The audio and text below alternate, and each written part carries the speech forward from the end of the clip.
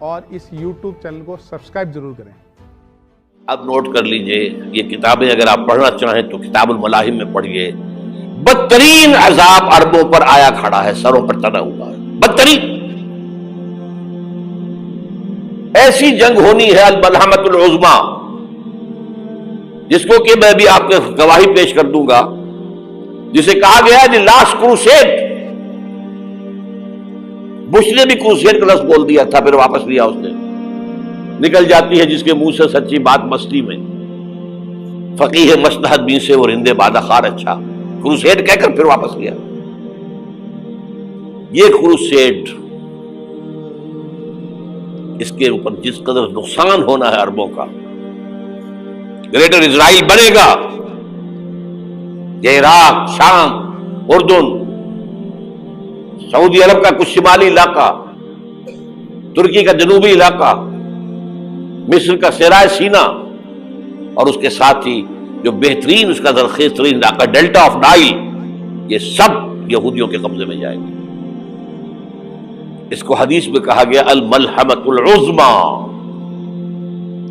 عیسائی 80 علم لے کر اے مسلمانوں تم پر حملہ آور ہوں گے، اور ہر علم کے نیچے 12,000 فوج ہوگی، 9.5 لاکھ فوج۔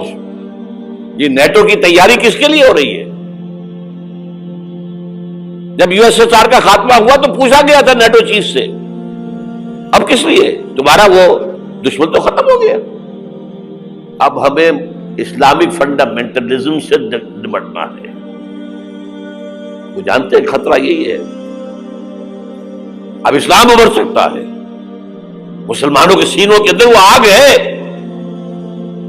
اوپر خاکستر آ گیا ہے، تو کہ اٹھانا بیٹھنا، یہ اندر تو انگارہ ہے، اوپر سے راکھ ہے، اس سے دھوکہ نہ کھا جانا ان کے دلوں کے اندر۔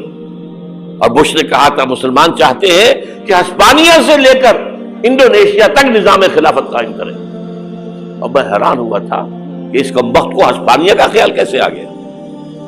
ہمیں تو کبھی آتا ہی نہیں، اب ہم تو بھول گئے، وہ تو 500 برس پرانی بات ہے جبکہ وہاں سے ہمیں نکال دیا گیا تھا۔ اگرچہ اقبال نے کہا تھا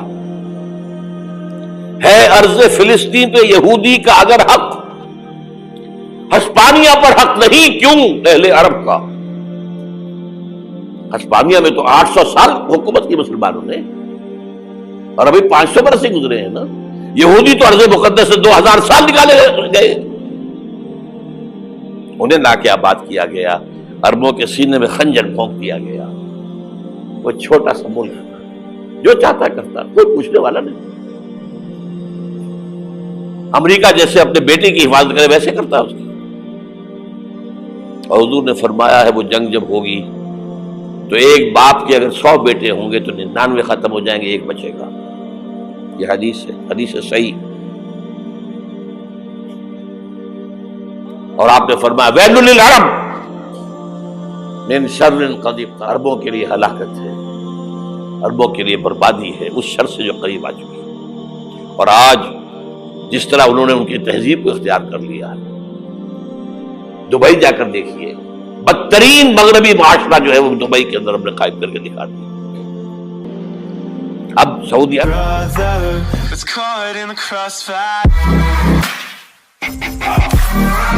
عرب اس راستے پر بڑھ رہا ہے،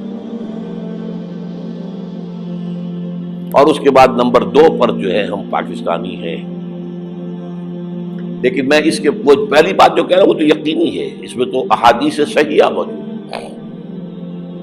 اگرچہ اس کے بعد پانسا پلٹے گا، پھر حضرت عیسیٰ کا نزول ہوگا، اور وہ گریٹر اسرائیل گریٹر گریو یارڈ بنے گا یہودیوں کا، ایک ایک یہودی قتل ہوگا اور دفن ہوگا۔ یہ بات میں ہونا ہے، میں پہلی بات پر فرض کر رہا ہوں۔ وہ پانسا پلٹے گا جب پلٹے گا، ابھی جو سامنے ہے وہ کیا ہے؟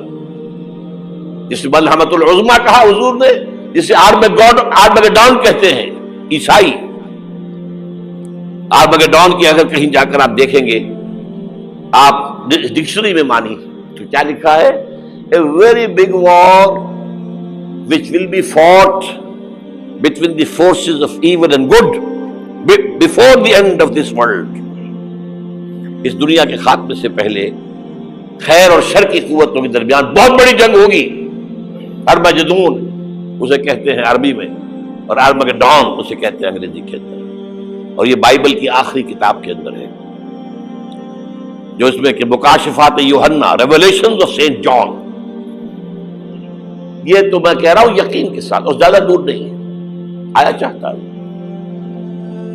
اس لیے کہ یہودیوں کا اور عیسائی جو کنزرویٹوز ہیں، نیو کنزرویٹوز، ان کا 5 نکاتی ایجنڈا ہے متفق علیہ، جس کے تحت کہ یہ جنگ صلیبی شروع کی گئی ہے. تو سن لیجئے آپ. آرمگیڈون نمبر 1، گریٹر اسرائیل قائم ہو جانا اس کے نتیجے میں نمبر 2، مسجد اقصی اور قبۃ الصغریٰ کو گرانا نمبر 3، وہاں 3rd ٹیمپل، وہ مسجد جو حضرت سلیمان نے بنائی تھی 1000 قبل مسیح میں، پھر برباد کی تھی نبوکدنضر نے، دوبارہ بنائی گئی، پھر دوبارہ ختم ہوئی 70 عیسوی تک گری پڑی ہے. ان کا خانہ کعبہ گرا ہوا ہے 70 عیسوی سے لے کر آج تک. ایک دیوار ہے ویلنگ وال، جہاں جاتے ہیں، روتے ہیں، پیٹتے ہیں، ماتم کرتے ہیں، وہاں وہ بنے گا 3rd ٹیمپل. اور نمبر 4، اس میں لا کر رکھا جائے گا تخت حضرت داؤد کا. یہ تخت کہاں ہے اس وقت؟ یہ لندن شریف کے اندر، جو ان کی پارلیمنٹ کا جو چرچ ہے، ویسٹ منسٹر ایبے، اس میں رکھا ہوا ہے. ایک پتھر تھا جس پر بٹھا کر حضرت داؤد کی تاج پوشی ہوئی، پھر حضرت سلیمان کی ہوئی، پھر وہ پتھر رکھ دیا گیا جب حضرت سلیمان نے بنایا ہیکل مسجد اقصی، وہاں رہا وہ. ہر بادشاہ جو تھا یہودی اسی کے اوپر بٹھا کر اس کی تاج پوشی ہوتی تھی. سن 70 میں ٹائٹس نے گرایا اسے، ہیکل کو، وہ پتھر لے گیا، وہاں سے روم گیا، روم سے آئرلینڈ گیا، آئرلینڈ سے اسکاٹ لینڈ آیا، اسکاٹ لینڈ سے انگلینڈ آیا، اور اب وہ رکھا ہوا ہے 14ویں صدی عیسوی سے آج تک. وہ ویسٹ منسٹر ایبے میں رکھا ہوا، ایک کرسی کی سیٹ میں اسے بنا دیا گیا ہے تخت کی شکل. اب انگریزوں میں کوئی ملکہ ہو، کوئی بادشاہ ہو، جس کی بھی تاج پوشی ہونی اس میں ہو، یہ لا کر رکھا جائے گا 3rd ٹیمپل میں. اور اس پر یہودیوں کے خیال کے مطابق ان کا مسیحا آئے گا جو مسیح دجال ہوگا. عیسائیوں کے خیال کے مطابق حضرت عیسیٰ آئیں گے، وہ ہمارا بھی خیال ہے حضرت عیسیٰ آئیں گے علیہ السلام. بہرحال یہ تو بعد کی باتیں ہیں نا. اس وقت جو میں عرض کر رہا ہوں، عربوں پر بہت بڑا عذاب، اور پاکستان کا معاملہ البتہ یہ ہے، میں یقین سے نہیں کہہ سکتا. ہینگنگ ان دی بیلنس، ہو سکتا ہے اللہ تعالیٰ ہم پر رحم فرمائے، ہو سکتا ہے، اگرچہ اس کی کچھ شرائط ہوں گی. چمن کے مالک اگر بنا لے موافق اپنا شعار، اب بھی چمن میں آ سکتی ہے پلٹ کر چمن سے روٹھی بہار، اب بھی ہو سکتی ہے. اور یہ بھی ہو سکتا ہے کہ اللہ تعالیٰ نے معجزانہ طور پر ہمیں ملک دیا، ہم نے اللہ سے بدعہدی کی، وعدہ خلافی کی، غداری کی، لہذا سزا دی جائے اور ہم سے یہ ملک چھین لیا جائے. It's just possible. دور نہ سمجھے، اسے انہونی بات نہ سمجھے. جو گھیراؤ ہو رہا ہے آپ کے مغرب میں نیٹو فورسز اور مشرق میں بھارتی فورسز گدھوں کی طرح بیٹھے ہوئے انتظار کر رہے ہیں پاکستان اور ڈسٹیبلائز ہو جائے، یہاں اور بدامنی ہو جائے. اب لاہور میں پھر آج دھماکے ہو گئے ہیں. 2 دن پہلے کا دھماکہ میں سہ کے آیا ہوا ہوں، آپ کے سامنے بیٹھا ہوں. وہ جانیں بچی ہیں جو ہماری اکیڈمی کا حشر ہوا، تو میں آپ کو نہیں بتا سکتا. یہ سارا کیوں ہو رہا ہے؟ تاکہ یہاں بدامنی ہو جائے اور ہمیں جواز مل جائے. مغرب سے نیٹو فورسز داخل ہو جائیں، مشرق سے بھارتی فورسز آ جائیں، اور ہمارے ایٹمی دانت توڑ کر اور پھر ہمیں بھارت کے سامنے ڈال دیا جائے. Now do as you like. یہ ان کا نقشہ ہے. ہوگا کیا وہ اللہ جانتا ہے، ہوگا وہ جو اللہ چاہے. لیکن اللہ کا چاہنا جو ہے وہ کس پر منحصر ہے؟ یہاں انقلاب برپا کرو، یہاں اسلام لاؤ. اگر دھندوں میں لگے رہو گے تو وہ خود بخود نہیں آ جائے گا انقلاب. صحابہ نے جانیں دی تھی، کتنی تکلیفیں اٹھائی تھی. 12 برس تک مکی دور کے اندر با نشہ درویشی در ساز و دمادم زن، جو پختہ شبی خدرا بر سلطنت جم سن. یوم طائف یاد ہے جو حضرت عائشہ فرماتی ہے کہ میں نے پوچھا تھا حضور سے کہ یوم احد سے زیادہ سختی بھی آپ پر کبھی آئی؟ یوم احد پر کیا ہوا تھا؟ تلوار کا وار پڑا تھا آپ کے چہرہ مبارک. یہ جو رخسار کی ہڈی ہے اس کے اندر وار گیا ہے. اوپر خود کی 2 کڑیاں تھیں وہ اس میں گھس گئیں. 2 دندان مبارک شہید ہوئے. وہ خود کی کڑیاں ایک صحابی نے اپنے دانتوں سے پکڑ کر کھینچنے کی کوشش کی, دانت نکل گئے, وہ نہیں نکلی. کیا جتن کر کے نکالی گئی ہوگی تو خون کا فوارہ آیا, اتنا خون گیا ہے کہ آپ بے ہوش ہو گئے, گر گئے, اور مشہور یہ ہو گیا کہ آپ کا انتقال ہو گیا, شہادت ہو گئی. یہ سیرت کبھی پڑھی ہے؟ حضرت عائشہ کے ہوش کا تو یہی دور تھا نا. یوم طائف میں جو آپ کیا تھی, بچی تھی, انہیں کیا پتا کیا ہو رہا ہے حضور کے ساتھ. 3 دن تک حضور مکے کی گلیاں اور وہاں کے اوباش لوگ پتھراؤ کر گئے تھے اس امید میں کہ شاید وہاں کا کوئی سردار ایمان لے آئے.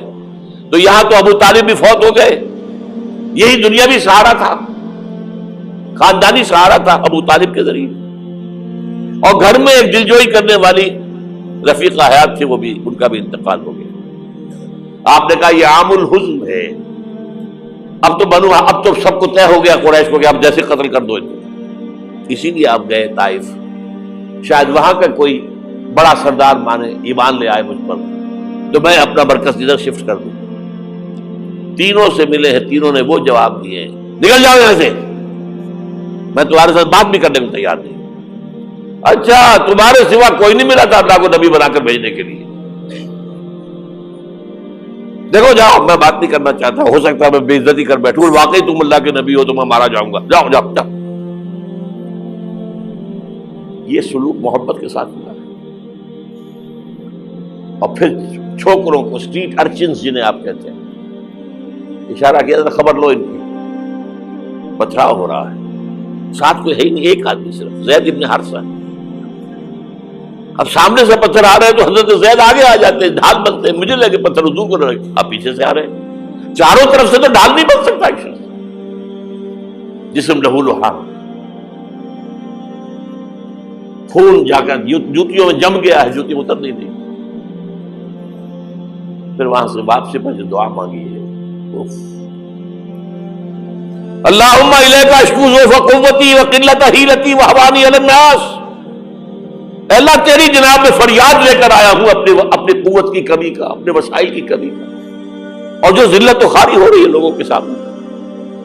الا ملتقننی, مجھے کس کے حوالے کر دیا ہے؟ الا بعیدی یتجہمنی, یہ میرے اوپر ہجوم کر کے آ جائے, حملہ کرے, اور عدو ملکتا امرے, یہ دشمن کے حوالے میرا معاملہ کیا, جو چاہے کرتے وہ.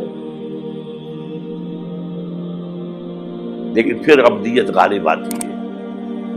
ان لم یکن علی غضبک فلا ابالی, اللہ اگر تو ناراض نہیں ہے تو مجھے کوئی پرواہ نہیں. سر تقدیم خم ہے جو مزاج یاد میں آئے, مجھے اندیشہ یہ ہے کہ تو ناراض تو نہیں ہوگی. یہ تکلیفیں جھیلی ہے. سینکڑوں صحابہ نے جانوں کا نذرانہ پیش کیا ہے. احزاب کی جنگ میں فاقوں پر فاقے ہو رہے تھے, اور ان فاقوں کی حالت میں خندق کھودنے کا حکم ملا ہے. لوگوں کی کمریں دوہری ہو رہی ہیں, پتھر باندھے ہیں اپنے پیٹوں سے, اپنے چادروں کے ساتھ کس کر, کمر دوہری نہ ہو جائے. اور جب صحابہ کدالیں چلا رہے ہیں تو کیا کہہ رہے ہیں؟ نحن الذین بایعوا محمدا علی الجہاد ما بقینا ابدا, اللہم لا عیش الا عیش الاخرہ. صحابہ کہتے تھے ہم وہ لوگ ہیں جنہوں نے محمد سے بیعت کی ہے کہ جہاد کرتے رہیں گے جب تک جان میں جان نکل جائے تو بات اور, جان ہے, چاہے ابھی بھوک سے کمر دوڑی ہوئی جا رہی, جان تو ہے. اور ایک دفعہ کہتے تھے اللہم لا عیش الا عیش الاخرہ, اللہ عیش زندگی تو آخرت کی زندگی ہے. اور حضور فرماتے تھے حضور کے بیٹھے ہوئے نہیں تھے گاؤں تکیہ لگا کر، پتھر اٹھا اٹھا کر خندق میں سے لے جا کر باہر پھینک رہے تھے. جب صحابہ کہتے اللہم لا عیش الا عیش الاخرہ، حضور فرما رہے ہیں فاغفر الانصار والمہاجرہ، اے اللہ ان انصار اور مہاجرین کی مغفرت فرما دو. پھر حضور کی خدمت میں کچھ لوگ آئے، حضور اب یہ فاقہ ناقابل برداشت ہو گیا، دیکھیے ہم نے یہ پتھر باندھے ہوئے اپنے بیٹے کے ساتھ. حضور نے کرتا اٹھا کر دکھایا، وہاں 2 پتھر بندھے ہوئے. یہ ہے سیرت النبی. آپ کس چیز کو سیرت النبی سمجھتے ہیں؟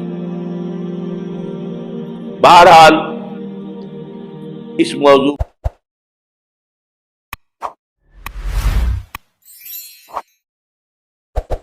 پر میری ایک کتاب ہے منہج انقلاب نبوی، کہ انقلاب کیسے آیا تھا.